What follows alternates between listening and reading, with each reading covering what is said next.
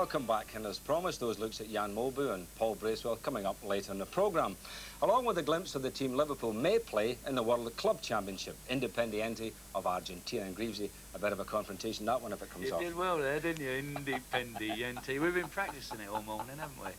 You did well. Well done, Sam. Yeah. Bit of a mouthful, that. It was, wasn't it? Especially first on the start of the season. It was. The thing about that, as I said, may play because the Argies at this stage haven't said that they will go. That's right. Well, they've not said anything, really, have they, over the last couple of years? So, but let's hope it comes about. I mean, it's in Tokyo, isn't it? It's in Tokyo, so shouldn't it be anything? Yeah, something to look forward to, isn't it? Right, it would be. In December. Yeah, I would think that they would want to be there, personally. Sure.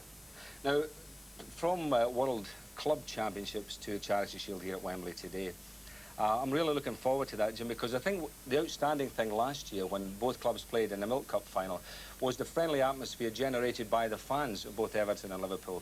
Without doubt, Ian, wasn't it? I mean, those are scenes there that we haven't seen before at Wembley finals. No, it was great to see.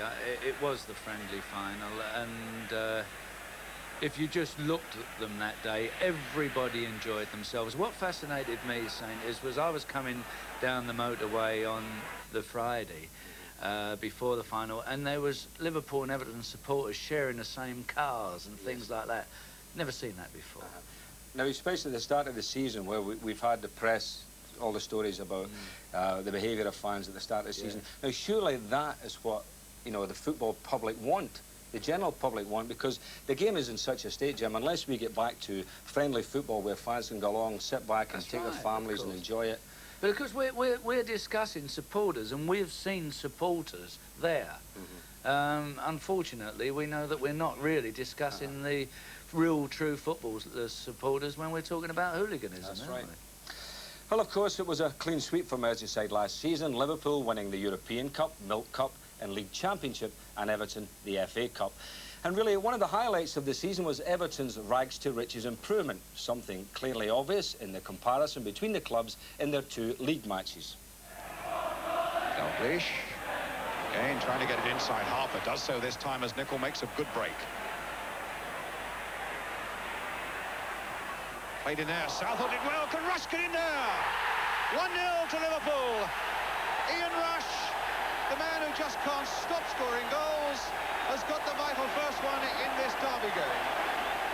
Souness. And again Souness. This time for Dalglish. He's got Rush waiting in the middle. Off the post. And it's in there by Robinson.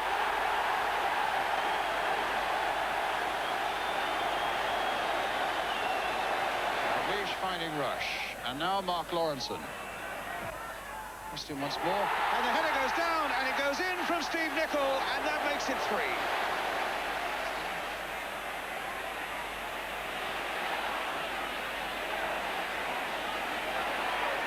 Two Everton men are over there. Oh, and he's got past them both. The clip in towards Rush with a header. 1-0. Rush has done it again.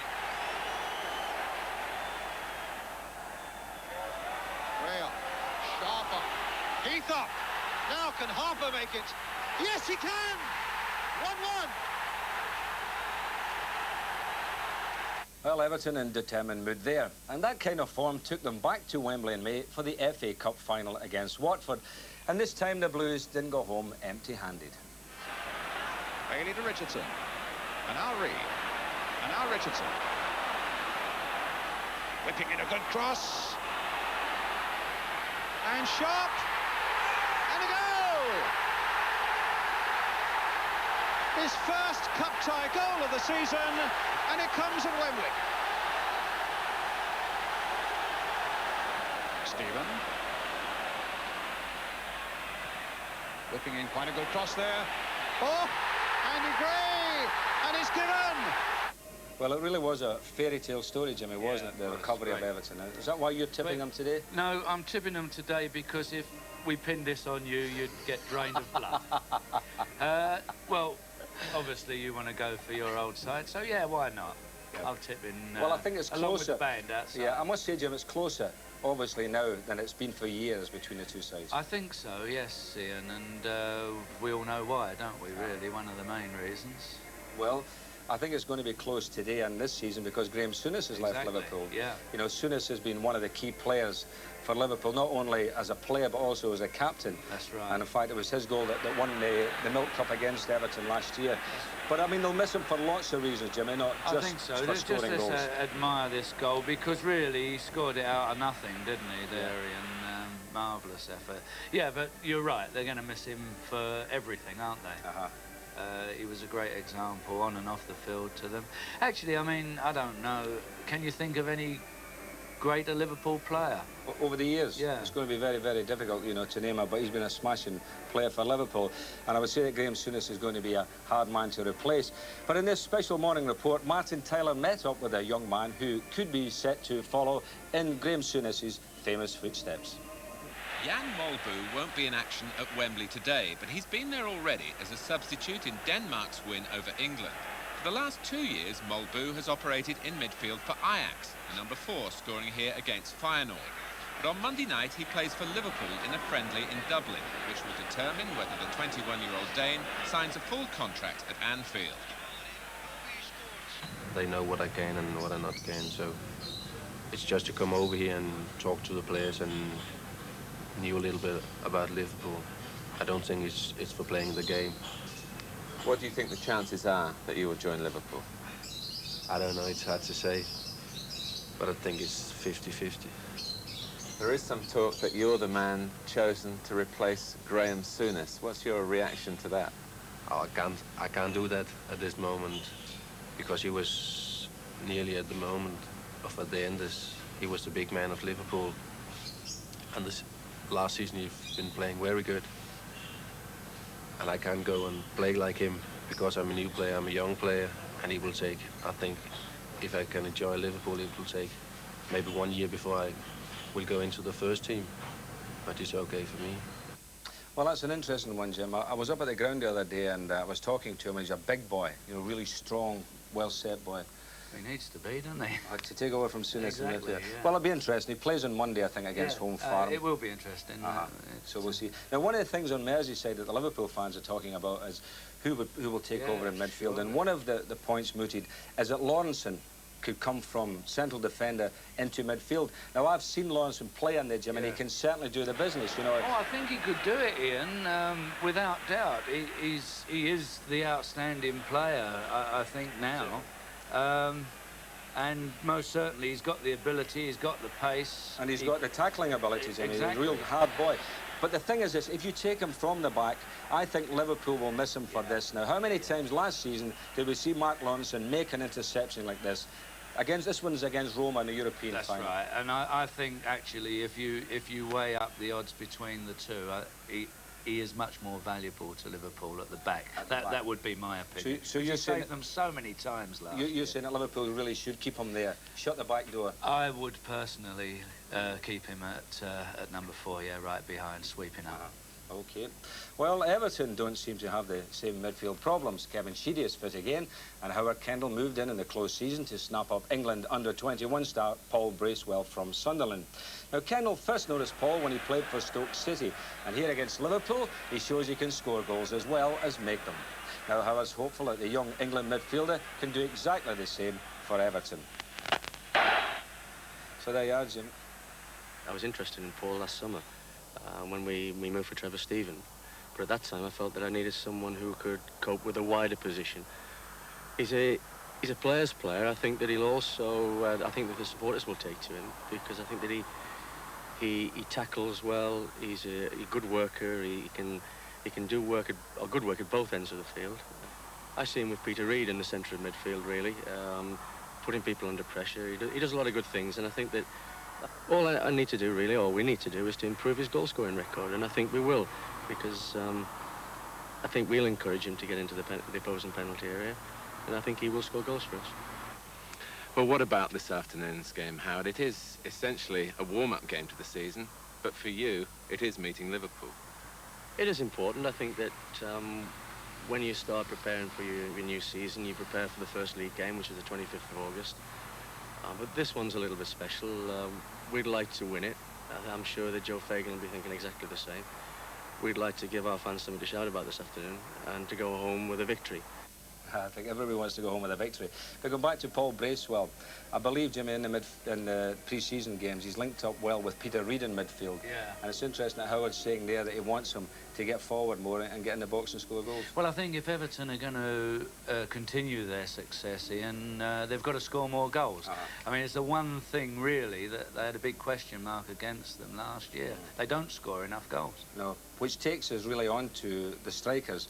Now, Andy Gray is on the bench today, but Sharp and Heath are a good double act. I know that you do like the two of them playing together, don't you? I do, and I think they're both worth persevering with. I mean, Heath, I feel, has really become the player that Everton were looking for when they bought him from Stoke. They paid a lot of money for him, and he succeeded. Sharp is doing exceptionally well in taking over the other mantle. Andy Gray, I think when Howard bought him, he realised that he would always have problems with Andy. He's injury prone, but he's paid his way, hasn't he? And sure, won them the cup. He won them the cup and put them into Europe.